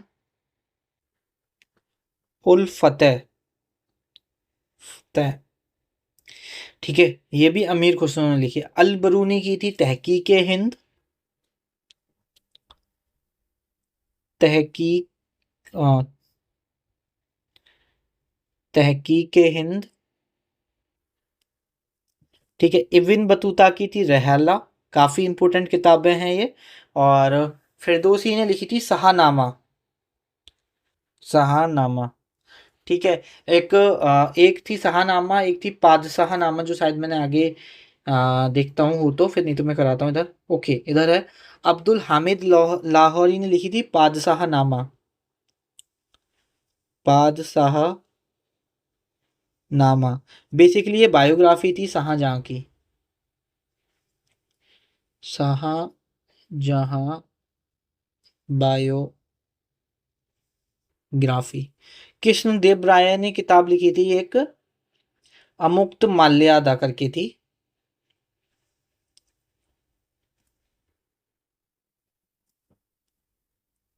ठीक है। अब यहाँ पर आगे देख लेते हैं। गोविंद मिश्रा, गोविंद मिश्रा की किताब है यहाँ पर कोहरा में कैद रंग। तो ऐसे याद करो कि कोहरे में कुछ नहीं दिखता, ठीक है। तो गोविंद जी, जैसे गोविंद कृष्ण भगवान से रिलेट करो कि गोविंद जी ही रास्ता दिखाते हैं, तो इस तरह से याद कर लो, या डायरेक्ट भी याद कर सकते हो। Anuja Chauhan, those pricey Thakur girl, ठीक है। तो देखो, ये ठाकुर और ठाकुर का जो सरनेम है वो चौहान है, तो चौहान ठाकुर चौहान लगाते हैं, या जो चौहान होते हैं वही ठाकुर होते हैं, ठीक है। सरनेम लगाते हैं ठाकुर चौहान, तो डायरेक्ट ऐसे याद कर लेना। और चेतन भगत, चेतन भगत की काफ़ी किताबें हैं, काफ़ी नॉवेल्स लिखे हैं इन्होंने। मेकिंग इंडिया ऑसम करके काफ़ी इंपॉर्टेंट है। और मैं कुछ और लिखवा देता हूँ, जैसे टू स्टेट करके, मे बी ये मूवी भी बनी है इस पे, तो टू स्टेट करके है। एक हाफ गर्लफ्रेंड है, हाफ गर्लफ्रेंड, इस पे भी शायद मूवी बनी है। और इंडिया पॉजिटिव याद रखना, इंडिया पॉजिटिव याद रखना। और कौन सी किताबें हैं, एक इनकी किताब थी three mistake of my life, three mistake of my life, ये ध्यान रखना, ठीक है। बस यही काफ़ी है, लेकिन पेपर पॉइंट ऑफ व्यू से इतना ही याद रखना। अर्नोल्ड, ये तो अजीब सा ही नाम है, स्विच, ठीक है, नाम छोड़ते हैं किताब पर फोकस करते हैं। टोटल रिकॉल माई अनबिलीवेबल ट्रुथ लाइफ स्टोरी, ठीक है। तो ये किसकी है, अर्नोल्ड की है, ऐसे याद कर लेना। शेखर बंधु उपाध्याय, ठीक है। शेखर बंधु उपाध्याय कैसे, इनकी किताब का नाम है from Plassey to partition and after history of modern India, ठीक है। तो ऐसे याद करो कि देखो, जो प्लासी का बैटल हुआ, उसके बाद पार्टीशन हुआ, फिर मॉडर्न इंडिया के बाद की जो हिस्ट्री है, लेकिन उसके बाद भी सब लोग एक तरह से बंध के रहे हैं, बांध के रखा गया है, सबको भारत का बना के रखा गया है। तो इस तरह से शेखर बांध से बंधु याद कर लेना, शेखर बंधु उपाध्याय यहाँ पर याद हो जाएगा। उसके बाद नेक्स्ट किताब है लोपेज लोमांग की रनिंग फॉर माई लाइफ, ठीक है। क्या है, रनिंग फॉर माई लाइफ, लोपाज लोमंग। तो यहाँ पर ये आप डायरेक्ट याद कर लेना, ठीक है। आगे देख लेते हैं। आगे हैं आपके हस्सान निजामी, इनकी है एक तजुल मासिर, तो ये भी थोड़ा डायरेक्ट याद कर लेना। उसके बाद अब देखो, कुछ 15-20 किताब और कराता हूँ मैं आपको, जो कि इधर नहीं थी, और प्रीवियस ईयर पेपर्स में भी पूछी गई हैं, और काफ़ी इंपॉर्टेंट भी है। जो थोड़ी इंपॉर्टेंट इंपॉर्टेंट अभी किताब रह गई हैं, वो बस हम कर लेते हैं, फिर लेक्चर को यहाँ पर ख़त्म करते हैं। जैसे रसुंदर देवी, इनकी एक किताब है अमर जवान, तो मैं जल्दी जल्दी करा देता हूँ। अमर जीवन, जवान नहीं है, जीवन है, अमर जीवन, ठीक है। सोनू सूद की इन्होंने एक किताब लिखी थी आई एम नो मसीहा, आई एम नो मसीहा, ठीक है। और सलमान रुश्दी की एक किताब है मिडनाइट चिल्ड्रन, काफ़ी और किताब है, लेकिन ये काफ़ी फेमस है, पेपर पॉइंट ऑफ व्यू से काफ़ी इंपॉर्टेंट है, मिडनाइट चिल्ड्रन, ठीक है। सुधा मूर्ति, इनकी किताब थी डॉलर बहू करके, डॉलर बहू करके, ये याद रखना। उसके बाद लॉरा बुश, इनकी किताब थी लिविंग हिस्ट्री करके, लिविंग हिस्ट्री। ठीक है। अक्षय गुप्ता की थी the hidden Hindu. The hidden Hindu. Imran Hashmi की इनकी थी द किस ऑफ माई लाइफ, तो ये तो आप आराम से याद कर लोगे। द किस of my life. Shashi Tharoor की काफ़ी इम्पोर्टेंट किताबें हैं, तो मैं लिखा देता हूँ दो चार किताब। एक इनकी किताब का नाम था the great Indian novel. The great Indian novel. ठीक है। हम्म, एक किताब का नाम था an era of darkness. An era of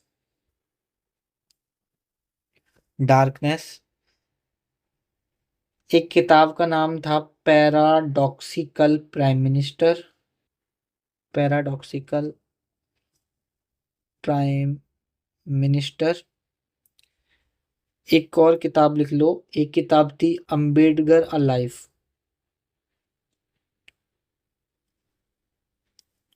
ठीक है। उसके बाद है शत्रुघ्न सिन्हा। इन्होंने एक किताब लिखी थी एनीथिंग बट खामोश। अब खामोश इनका डायलॉग है, तो आराम से आप याद कर लोगे।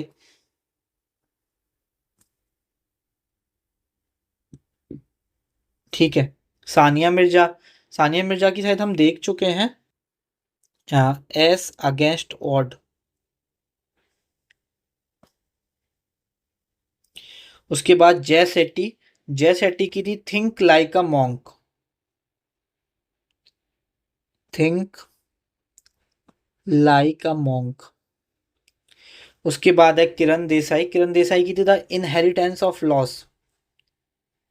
The inheritance of loss.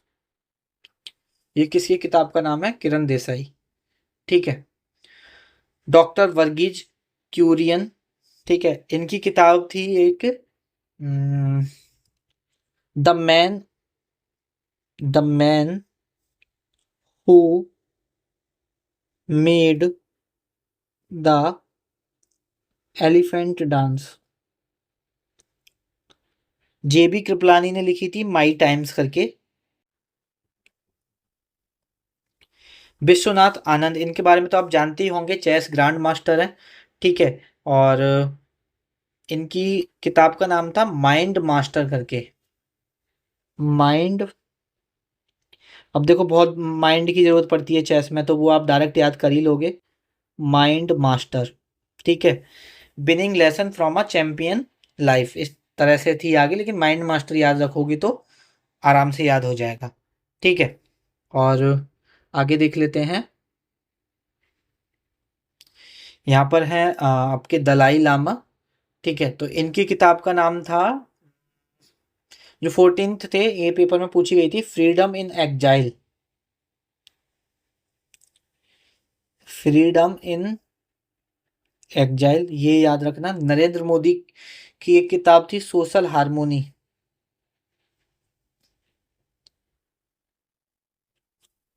ठीक है। मैगस्थनीज हम जो करा रहे थे तो रह गया था, इंडिका थी किताब। ठीक है, काफी पूछी जाती है पेपर में। Sarojini Naidu, the golden threshold. The golden threshold. ठीक है। उसके बाद है बत्सयानिया जी। इन्होंने लिखी थी कामा सूत्र।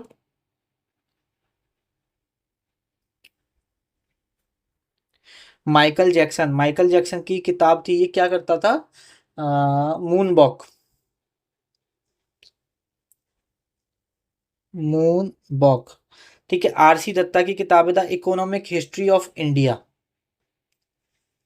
The economic history of India. ठीक है। आ, सलीम अली की किताब थी, बायोग्राफी थी, मतलब ऑटोबायोग्राफी थी इनकी, the fall of a sparrow. The fall of अ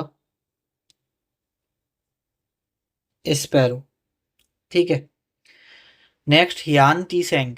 हियान टी सेंग की किताब कौन सी थी? सी यू की। सी यू की। ठीक है।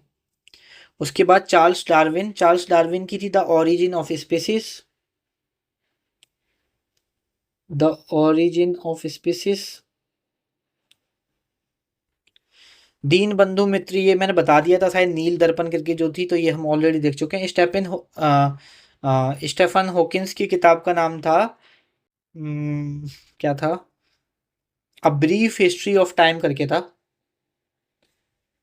A brief history of time. ठीक है। नेक्स्ट देख लेते हैं, मलाला यूसुफ जाय। ठीक है। इनकी किताब का नाम था वी आर डिसप्लेस्ड। ठीक है। और स्वामी विवेकानंद की किताब का नाम था माई मास्टर। तो ये इतनी किताबें हैं। पेपर पॉइंट ऑफ व्यू से देखो, याद करने को तो बहुत किताबें हैं, लेकिन 99% आपकी किताबें इसी लेक्चर से पूछी जाएंगी। इसी के साथ हमारा ये लेक्चर ख़त्म होता है। Thank you for watching this video. यहाँ तक देखा है। आप सभी से हाथ जोड़कर एक रिक्वेस्ट है, आप अपनी फीडबैक शेयर नहीं करते हो। कमेंट सेक्शन में अपनी फीडबैक, आपको लेक्चर कैसा लगा, जेन्युइन फीडबैक शेयर किया करो। आपके अच्छे अच्छे कमेंट पढ़ के और मेहनत करने का मन करता है। अभी सुबह का 3 बज रहा है और मैं ये लेक्चर रिकॉर्ड कर रहा हूँ। एंड मैं ऑफिस से 6:30 बजे वापस आया था, जस्ट कपड़े चेंज किए हैं और कुछ भी नहीं किया। ठीक है, बस पानी पिया, अभी तक खाना भी नहीं खाया है। मतलब बेसिकली ऑफिस से 5 बजे की समथिंग नाश्ता किया था। अपना पूरा दिन बेस्ट दे रहा हूँ, पूरा कंटेंट तैयार करना, सारी मेहनत करना, क्या पढ़ाना है, कितना छोड़ना है। बहुत सारे लोगों को ये लगेगा कि यार ये बहुत सारा कंटेंट है, बट अगर आप एसएससी की तैयारी कर रहे हो तो एटलीस्ट इतना तो आपको बुक्स एंड ऑथर के अंदर करना ही पड़ेगा। इसमें अभी 50-60% बुक्स हमने ट्रिक के साथ देखी हैं। कुछ मैंने आपको एडिशनल जो कराई हैं उनकी ट्रिक वगैरह नहीं बताई हैं, तो वो आपसे खुद भी बना सकते हो या डायरेक्ट भी याद रख सकते हो, बट आपको पढ़ना पड़ेगा। उसके बाद अगर हम बात कर लेते हैं यहाँ पर नोट्स पीडीएफ की, तो देखो हमने एक पीडीएफ का ग्रुप बनाया टेलीग्राम पे। वो 199 उसकी प्राइस है। मैं आपको अभी स्टैटिक जीके पढ़ा रहा हूँ, उसके बाद मैं हिस्ट्री पढ़ाऊँगा, उसके बाद मैं ज्योग्राफी पढ़ाऊँगा, उसके बाद मैं इकोनॉमिक्स पढ़ाऊँगा आप लोगों के लिए, फिर मैं साइंस पढ़ाने वाला हूँ। ठीक है, इंग्लिश वगैरह पढ़ाने वाला हूँ, उनके रूल्स वगैरह पढ़ाने वाला हूँ। ये सारी क्लासेस के, सारे सब्जेक्ट के, सभी सब्जेक्ट के, सभी क्लासेस के हैंड रिटन नोट्स में उस ग्रुप में, क्लास शुरू होती है, जब हमारी क्लास शुरू होती है 10 बजे, तभी अपलोड कर देता हूँ। हिंदी में अलग पीडीएफ, इंग्लिश में अलग पीडीएफ। तो अगर आप खुद से नोट्स बनाना नहीं चाहते हो तो आप वो ग्रुप ज्वाइन कर सकते हो। ज्वाइन करने के लिए आप मैसेज कर देना इस ग्रुप पर, बोल देना कि मैं ज्वाइन होना चाहता हूँ। ठीक है, तो आपको पेमेंट करने के लिए क्यूआर सेंड कर दिया जाएगा, तो उस पर पेमेंट करके स्क्रीनशॉट भेजोगे तो आपको विद इन 2-3 आवर ज्वाइन कर दिया जाएगा ग्रुप में। ठीक है, तो अगर आप अफोर्ड कर सकते हो तो ज्वाइन कर सकते हो, वरना आप खुद भी नोट्स बना सकते हो। कुछ अलग नहीं होगा, बस आपको आपको बने बनाए नोट्स मिल जाएंगे, आपको पूरा ये लिखना नहीं पड़ेगा।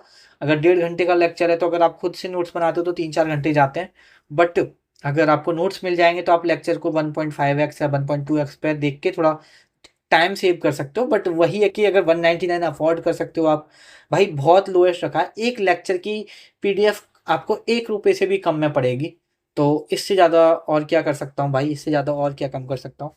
आई होप ठीक है, ये सारी चीज़ें होती रहती हैं, आप सब जानते हो इन सब बातों को। ठीक है, और बस अपना ध्यान रखो, पढ़ते रहो और हिम्मत नहीं हारनी है, जज्बा नहीं तोड़ना है। बस ये सोचो कि बहुत सारे लोग हैं जो 2024 में फेलियर देख के आए हैं डिफरेंट एग्जाम्स में, अभी उन्होंने पढ़ना शुरू किया है 2025 के लिए। तो ये सोचो कि बस एक कदम पीछे हो, वो दिन दूर नहीं है जब आपके लिस्ट में नाम होगा। बस यार कभी भी हिम्मत हारने का मन करे तो माँ बाप की तरफ देख लेना, बहुत उम्मीद है उन्हें आपसे। बस यही सारी चीज़ें हैं। ध्यान रखो, हेल्थ का ध्यान रखो, थोड़ा सा बाहर का खाना बंद कर दो आप लोग, घर का खाओ और हेल्थ को नंबर 1 प्रायोरिटी पे रखो। सुबह थोड़ा सा एक्सरसाइज वगैरह कर लिया करो, अपना ध्यान रखो। आपको अपना ध्यान रखना बहुत ज़्यादा ज़रूरी है। आप अपना ध्यान रखोगे, मेंटली एक्टिव रह पाओगे, तभी अच्छे से पढ़ाई कर पाओगे। अच्छी पढ़ाई के लिए, रिकॉलिंग पावर अच्छी बनाने के लिए हेल्थ का अच्छा होना बहुत ज़रूरी है।